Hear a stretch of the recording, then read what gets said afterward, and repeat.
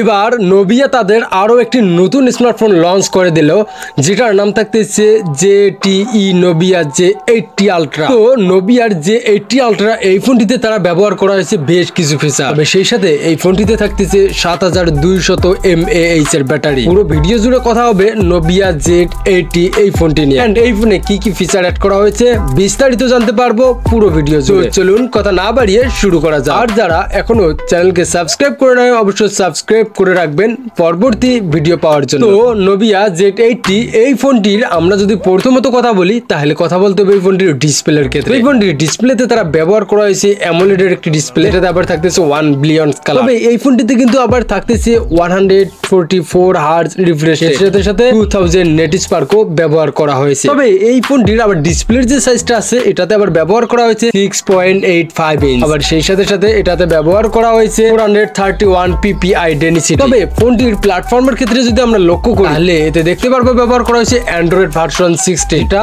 একদম একটি update version, এবং এতে ব্যবহার করা হয়েছে Qualcomm Snapdragon 8 Elite Gen 5 3 nanometre প্রসেসরটি। সেই সাথে সাথে এতে ব্যবহার করা হয়েছে অক্টা কোর 2.4 গিগাহার্টজ। আবার এই ফোনটিতে থাকতেছে জিপিইউ অ্যাড্রেনা 840। চলুন এবার আমরা কথা বলি এই ফোনটির মেমোরির ক্ষেত্রে। আমরা এই ফোনটিতে এক্সট্রা কোনো মেমোরি কার্ড ব্যবহার করতে পারবো না। চলুন এবার আমরা কথা বলি এই ফোনটির মেমোরির ক্ষেত্রে। এই ফোনটির মেমোরির ক্ষেত্রে প্রথমত ব্যবহার করা হয়েছে 512 জিবি এবং 1 টেরাবাইট পর্যন্ত। তবে মাইক্রো এসডি কার্ড এই ফোনটিতে কিন্তু ব্যবহার করা পসিবল। র্যামের ক্ষেত্রেও থাকতেছে দুটি ভেরিয়েন্ট 12 জিবি এবং 16 জিবি পর্যন্ত। সেই সাথে সাথে আপনারা এটাতে পেয়ে যাবেন এর মেইন ক্যামেরায় পেয়ে যাবেন 50 মেগাপিক্সেল এবং 64 মেগাপিক্সেল ক্যামেরা, আরো একটি থাকতেছে 50 মেগাপিক্সেলের রেয়ার ক্যামেরা। আবার এটাতে ভিডিও রেকর্ডিং করতে পারবেন আপনারা 8K 30 FPS এ, চাইলে 4K 2K তেও ভিডিও রেকর্ডিং করা সম্ভব। তবে সেলফি ক্যামেরায় তেমন একটা উন্নতি এটার লক্ষ্য করা যায়নি, কারণ এর সেলফি ক্যামেরা ব্যবহার করা হয়েছে মাত্র 16 মেগাপিক্সেল ক্যামেরা, এন্ড সেই সাথে সাথে শুধুমাত্র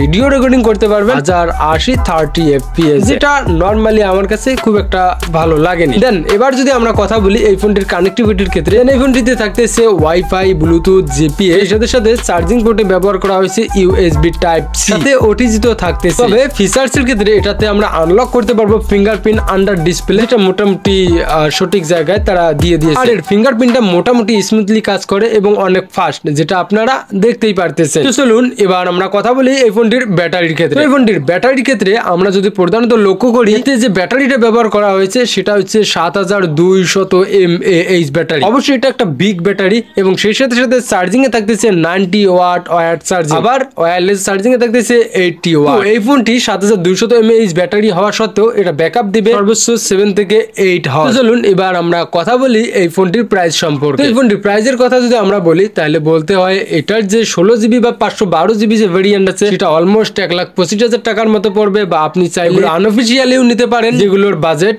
80 থেকে 90,000 টাকার ভিতরে হয়ে যাবে। তো এটার বেশ কয়েকটি কালার আছে, আপনাদের কাছে যে কালারটি সবচেয়ে বেস্ট লাগে আপনারা সেই কালারটি নিতে পারেন। আর এই ফোনটির যে ফিচার গুলো ব্যবহার করা হয়েছে সেটা আপনাদের কাছে কেমন লেগেছে তা অবশ্যই জানিয়ে দেবে। তাছাড়াও এই ফোনটিতে আর কয়েকটি অপশন আছে যেগুলো আমার পার্সোনালি ভালো লেগেছে। তো আপনি যদি সাইটের দিকে লক্ষ্য করেন তাহলে দেখতে পারবেন এতে একটি সুইচ ব্যবহার করা হয়েছে, যেটা আপনারা খুব ইজি ভাবে ফোনকে সাইলেন্ট করতে পারবেন। আবার একটা ট্রিগারও দেওয়া হয়েছে, এটা দিয়ে আপনারা খুব ইজি ভাবে ক্যামেরায় শুট করতে পারবেন, বা কোনো ইমেজ যদি আপনারা ইজি ভাবে তুলতেছেন তাহলে এই বাটনটা আপনাদের কাজে লাগতে পারে। ঠিক আছে, আজকে এ পর্যন্ত, আবারও দেখা হচ্ছে পরের কোনো ভিডিওতে। আজকের মতো খোদা হাফেজ।